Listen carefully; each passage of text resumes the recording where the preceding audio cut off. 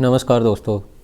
चलिए आज एक नई कहानी मैं आपको सुनाता हूँ। साइबर ठगी के रोज़ नए नए किस्से सुनने को मिलते रहते हैं। आज भी मैं आपको एक साइबर ठगी का किस्सा सुनाने जा रहा हूँ।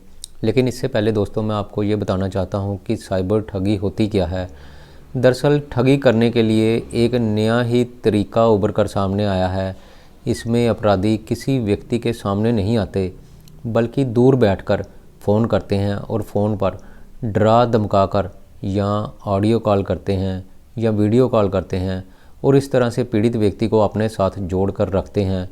और ये सारा प्रोसेस जो है ये सारा दिन चलता है, हफ्तों तक चलता है और कई बार तो 10-10, 15-15 दिनों तक चलता रहता है।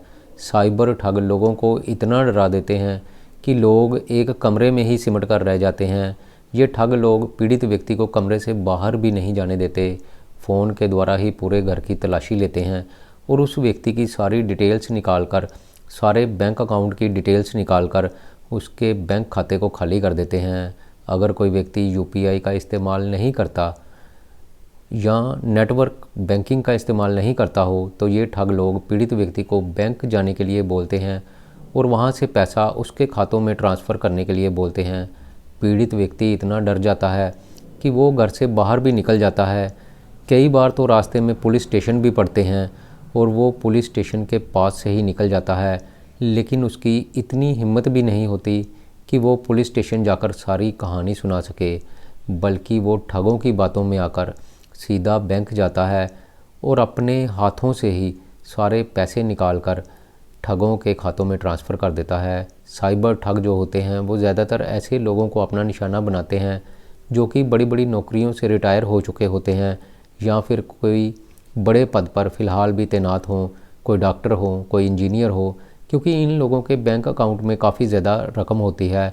ठगों को पता होता है कि इतनी बड़ी पोस्ट पर बैठा हुआ व्यक्ति अपने बैंक अकाउंट में मोटी रकम रखता होगा और साइबर ठग ऐसे मामलों में खुद को कभी पुलिस वाले बताते हैं, कभी इनकम टैक्स ऑफिसर बताते हैं या फिर कई बार सीबीआई ऑफिसर बनकर लोगों को फ़ोन कॉल करते हैं और कई तरह से लोगों को डराते हैं। जैसे कि वो कहते हैं कि आपका फ़ोन हैक हो गया है, आपका फ़ोन, आपका आधार कार्ड या आपकी सिम कार्ड आपके बैंक अकाउंट का गलत इस्तेमाल हो रहा है, इनका इस्तेमाल गैर कानूनी कार्यों के लिए हो रहा है और आपको ऐसे मामलों में जेल जाना होगा। लेकिन अगर आप जेल जाने से बचना चाहते हैं तो पैसे हमारे खाते में ट्रांसफ़र कर दीजिए। कई बार ठग कहते हैं कि फ़ॉरेन कंट्री से आपके नाम पर कोई पार्सल आया है जिसमें एमडीएम ड्रग्स है और कई जाली पासपोर्ट हैं और वो अपने आप को नारकोटिक्स डिपार्टमेंट के ऑफिसर बताते हैं और फिर केस को रफ़ा दफ़ा करवाने के लिए उनके खाते में पैसे ट्रांसफ़र करवाने के लिए कहते हैं। कई बार लोगों को कहते हैं कि आपका बेटा रेप के केस में फंस गया है, अगर आप उसको बचाना चाहते हैं तो फ़ौरन से हमारे खातों में पैसा ट्रांसफ़र कर दीजिए। और इस तरह से साइबर ठग जो हैं वो कई तरह की तरकीबें लगाकर लोगों से उनकी सारी उम्र की कमाई जो होती है वो छीन लेते हैं। दूसरी तरफ व्यक्ति जिसको फ़ोन किया जाता है वो घबरा जाता है, क्योंकि ऐसी परिस्थितियों से उसका कभी पहले पाला नहीं पड़ा होता। वो केस को सेटलमेंट करने के लिए, केस को रफ़ा दफ़ा करने के लिए उन ठगों के बताए हुए बैंक अकाउंट में अक्सर पैसे ट्रांसफ़र कर देता है। अगर फिर भी बात ना बने तो ठग लोग पीड़ित व्यक्ति को वीडियो कॉल करने के लिए कहते हैं। अगर पीड़ित व्यक्ति वीडियो कॉल पर उनसे जुड़ने से मना कर देता है तो ठग उनको धमकी देते हैं कि तुम्हारे घर में पुलिस भेज दी जाएगी। और एक बार जब कोई व्यक्ति इन लोगों से वीडियो कॉल के द्वारा जुड़ जाता है तो वो इनके जाल में फंसता ही जाता है, क्योंकि इन लोगों ने जिस कमरे से फ़ोन किया होता है उस कमरे की लोकेशन पुलिस स्टेशन के जैसी बनाई होती है, पुलिस की वर्दी पहनी होती है और जो लोग ठग बैठे होते हैं वो सीबीआई के बड़े अधिकारी बनकर बैठे होते हैं और पीड़ित को अपने जाल में फंसा लेते हैं और पीड़ित व्यक्ति उनके बताए हुए बैंक अकाउंट में पैसे ट्रांसफ़र करता रहता है जब तक कि उसका खाता पूरी तरह से खाली नहीं हो जाता। और उसके बाद जब उसको होश आता है तो वो पुलिस स्टेशन जाता है और वहाँ पर रिपोर्ट लिखवाता है। तब जाकर उसको पता चलता है कि वो साइबर ठगी का शिकार हो चुका है। जी हाँ दोस्तों, ऐसा ही कुछ वाराणसी में पिछले दिनों हुआ। ठग पीड़ित व्यक्ति को डराते रहे और सबसे हैरानी की बात तो ये थी कि इन ठगों ने अपने डीपी पर रिटायर्ड सीजीआई चंद्रचूड़ की फ़ोटो लगाई हुई थी। ऐसे लग रहा था जैसे सीजीआई चंद्रचूड़ ही फ़ोन पर बात कर रहे हो। और वो व्यक्ति घबराकर ठगों की बातों में आ जाता है। नेवी का ऑफिसर इन ठगों से इतना डर गया था कि वो अपने बैंक खातों में से लगभग 98 लाख रुपया ठगों के खातों में ट्रांसफ़र कर देता है। उसका बेटा भी नेवी में एक ऑफिसर है और उसकी पोस्टिंग घर से काफ़ी दूरी पर है, इसलिए वो अपने माता पिता के पास नहीं रहता था। माता पिता से अक्सर फ़ोन पर उसकी बातचीत होती रहती थी, लेकिन फ़िलहाल कुछ दिनों से उसकी अपने माता पिता से फ़ोन पर बातचीत नहीं हो पा रही थी। बार बार वो फ़ोन करता रहा, लेकिन उसका पिता कुछ भी नहीं बताता और फ़ोन काट देता था। बेटे के मन में शंका पैदा होने लगती है और वो छुट्टी लेकर घर पहुंचता है। पिता परेशान थे। बेटा अपने पिता को पूछता है कि क्या बात है पिताजी, आप परेशान क्यों हैं? तो वो रिटायर्ड नेवी ऑफिसर डरते डरते अपने बेटे को सारी बात बताता है। बेटा अपने पिता को साथ लेकर पुलिस स्टेशन जाता है। तब जाकर सारा मामला निकलकर सामने आता है। मामला सारनाथ थाना क्षेत्र का है। सारनाथ में माधव नगर कॉलोनी पड़ती है। वहाँ पर रहने वाला अनुज यादव जल सेवा में सब लेफ्टिनेंट थे। 31 जुलाई 2020 को वो रिटायर होते हैं और उनके बाद वो अपने पुश्तैनी गांव में चले जाते हैं। लेकिन पिछले कुछ दिनों से वो वाराणसी में अपने घर पर आ गए थे।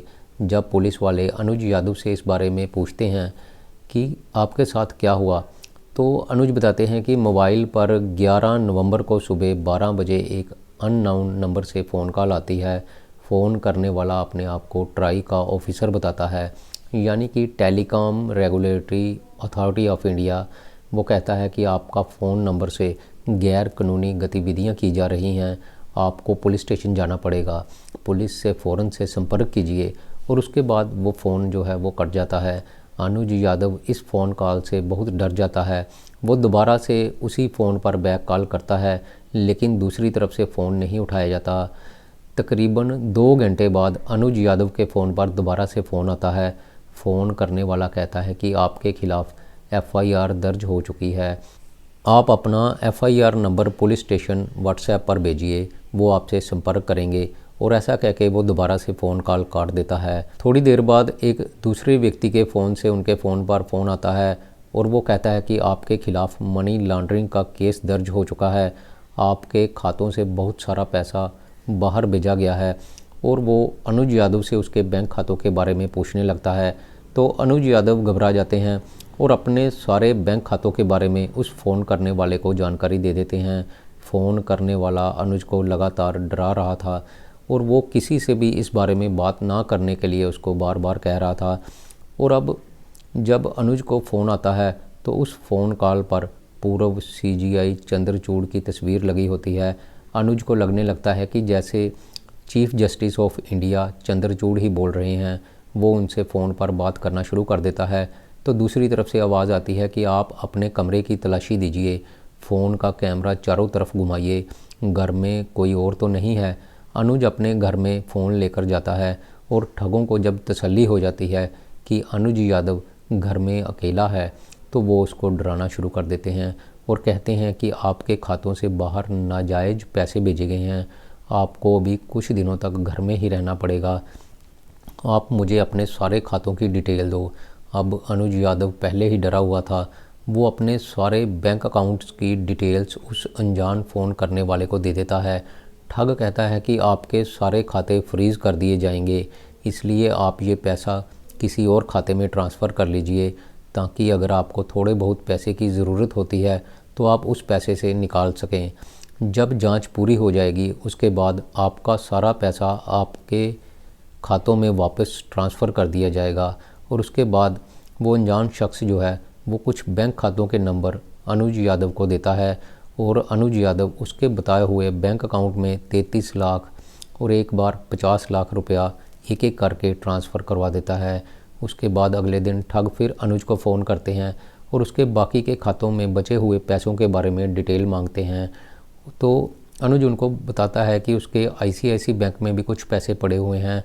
और फिर ठग जो हैं वो उनको दोबारा से डराते हैं और उन अपने बताए हुए नंबरों पर उसके जो आईसीआईसी बैंक में बचे हुए पैसे थे उनको भी ट्रांसफ़र करने के लिए कहते हैं। अनुज शर्मा एक एक करके 15 लाख रुपया आरटीजीएस उनके खातों में दोबारा से करवा देता है और जितनी भी उसके पास एफडी थी वो उसको भी तुड़वा देता है और सारे पैसे पहले तो सेविंग में डालता है और उसके बाद उन पैसों को ठगों के खातों में ट्रांसफ़र कर देता है।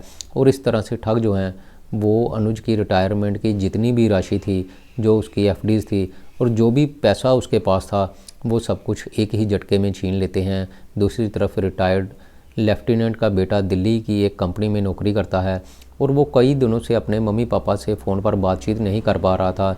जब भी फ़ोन करता पिता फ़ोन काट देते, क्योंकि पिता को ठगों ने फ़ोन पर बात नहीं करने के लिए बोला था। बेटे को अपने माता पिता के बारे में चिंता होने लगती है।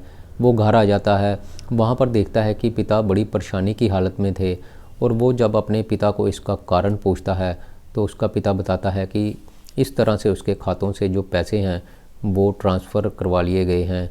पिता सारी कहानी अपने बच्चे को सुनाते हैं। बेटे को लगने लगता है कि पिता साइबर ठगी का शिकार हो चुके हैं, इसलिए बेटा अपने पिता को लेकर सारनाथ थाने पहुंचता है और पुलिस को सारी घटना की जानकारी देता है। पुलिस वाले केस फाइल कर लेते हैं और इस ठगी में शामिल सभी नंबरों को सर्विलांस पर लगाकर उन नंबरों की कॉल डिटेल्स, लोकेशन आदि निकालने की कोशिश कर रहे हैं। पुलिस उन नंबरों के बारे में पता लगाने की कोशिश कर रही है जिन नंबरों से बार बार पीड़ित व्यक्ति के फ़ोन पर फ़ोन आ रहे थे। फ़िलहाल अभी किसी की भी गिरफ्तारी नहीं हो पाई है, लेकिन रिटायर्ड ऑफिसर के बैंक खातों से सारा पैसा जो है वो साफ़ किया जा चुका है। पुलिस वाले इस केस को सॉल्व करने की पूरी कोशिश कर रहे हैं। आगे क्या बनता है ये तो आने वाले दिनों में ही पता चलेगा, लेकिन दोस्तों अभी उसका खाता पूरी तरह से साफ़ हो चुका है। मैं इस कहानी के माध्यम से आपको जागरूक करना चाहता था, इसलिए मैंने ये कहानी आपको सुनाई ताकि आप भी सचेत हो सकें। अगर कोई आपको फ़ोन पर ट्राई ऑफिसर या पुलिस वाला बनकर फ़ोन कॉल करता है तो कभी भी घबराइए नहीं, फ़ौरन से फ़ोन कॉल काट दीजिए और हो सके तो अपने नज़दीकी पुलिस स्टेशन में जाकर इस बारे में बताइए।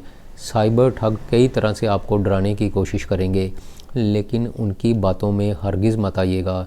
कोई भी पुलिस वाला या कोई भी जज फ़ोन पर किसी भी केस की वेरिफिकेशन नहीं करते, इसलिए अनजान नंबर से फ़ोन आने पर घबराइए मत, बल्कि हो सके तो अनजान नंबरों से आने वाले फ़ोन कॉल्स को उठाइए ही नहीं। व्हाट्सएप कॉल तो किसी भी अनजान नंबर से कभी भी मत उठाइए। और दोस्तों इसी तरह से सहज और सचेत रहकर आप ऐसी वारदातों से बच सकते हैं। तो दोस्तों मेरी आज की ये कहानी यहीं पर ख़त्म होती है। मैं फिर आऊँगा आपके लिए एक नई कहानी लेकर।